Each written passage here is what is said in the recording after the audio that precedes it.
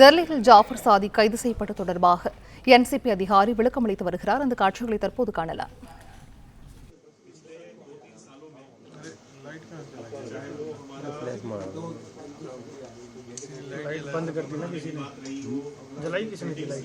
Gadgets की बात हो, हमें किसी चीज़ के लिए ना नहीं मिली है, जबकि गवर्नमेंट में क्या होता है, ऑस्टेरिटी मेजर के चलते आप 4 आदमी मांग लो तो नहीं सैंक्शन होते फाइनेंस से।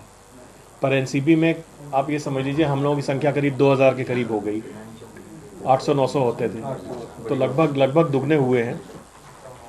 और दूसरा क्या हुआ कि गृह मंत्री ने जो रीजनल कॉन्फ्रेंसेस करनी शुरू की जगह जगह जाके, इसके कारण वहाँ पे ये नॉर्मली सीएम और गवर्नर को बुला लेते हैं। सीएम और गवर्नर आए तो सारी सरकार आ गई, तो सरकार के सामने एक बारी मुद्दा ये पूरा डिस्कस होता है तो सेंसिटिविटी उनकी जो लेवल अभी है ये कभी नहीं था। पहले तो सर आपस में लड़ जाते थे क्रेडिट के लिए। अब आप देखिए हमारे साथ दिल्ली पुलिस बैठी हुई है, ऐसा ऑपरेशन नहीं होते थे। इन्होंने बहुत शानदार काम किया और कहीं भी इन्होंने ये कोई क्रेडिट लेने वाली बात नहीं करी, हम ही क्रेडिट दे रहे हैं इनको। तो और इसी तरीके से इस एजेंसी मतलब अभी ये जो इसकी अरेस्ट है इसमें भी तमाम सारी एजेंसीज का सहयोग है, तो अंतर एजेंसी सहयोग वाकई में बहुत अच्छा हुआ है और क्रेडिट लेने की जो प्रतिस्पर्धा होती थी वो कम हुई है। खत्म तो नहीं हो सकती है, थोड़ा बहुत होना भी चाहिए, लेकिन कम हो गया। चलिए शुरू करें।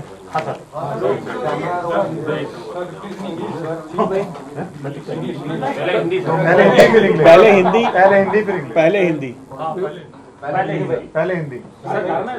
देखो मेरा नोट इंग्लिश में बना हुआ है, लेकिन पहले हिंदी होगी, उसके बाद तमिल।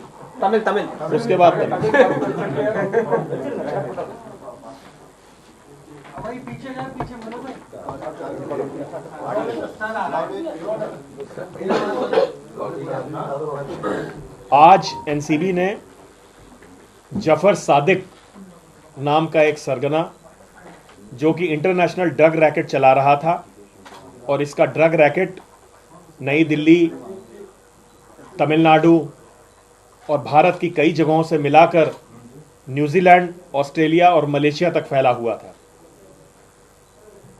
इस अक्यूज ने बहुत ज़्यादा पैसे कमाए थे ड्रग ट्रैफिकिंग के थ्रू, और उनको फिल्म, कंस्ट्रक्शन, हॉस्पिटैलिटी आदि व्यवसायों में इन्वेस्ट किया था और इनको कवर बिजनेस के रूप में इस्तेमाल कर रहा था।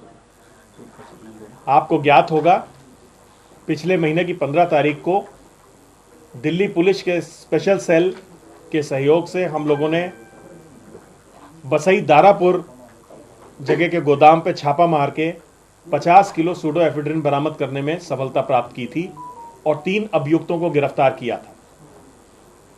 इन 3 अभियुक्तों से हुई पूछताछ और साक्ष्यों के आधार पर हम इस निर्णय पर पहुंचे कि जाफर सादिक नाम का एक इनका सरगना, जो कि तमिल में फिल्म प्रोडक्शन का काम भी करता है और कई बड़े लोगों से उसके संबंध हैं, वो इस रैकेट को रन कर रहा था। तो एक स्पेसिफिक इंटेलिजेंस के आधार पे एनसीबी ने जाफर सादिक को आज गिरफ्तार करने में सफलता हासिल की है। ये पिछले माह की 15 तारीख से भागा हुआ था और त्रिवेंद्रम होते हुए मुंबई, पुणे, अहमदाबाद, जयपुर आदि जगहों पर छुपता फिर रहा था। एनसीबी ने 50 किलो सूडोएफेड्रिन एवेंटा नाम की कंपनी के गोडाउन से सीज की। सूडोएफेड्रिन मैं बताना चाहूंगा मेथएम्फेटामिन नाम के एक खतरनाक सिंथेटिक ड्रग को बनाने में काम आती है।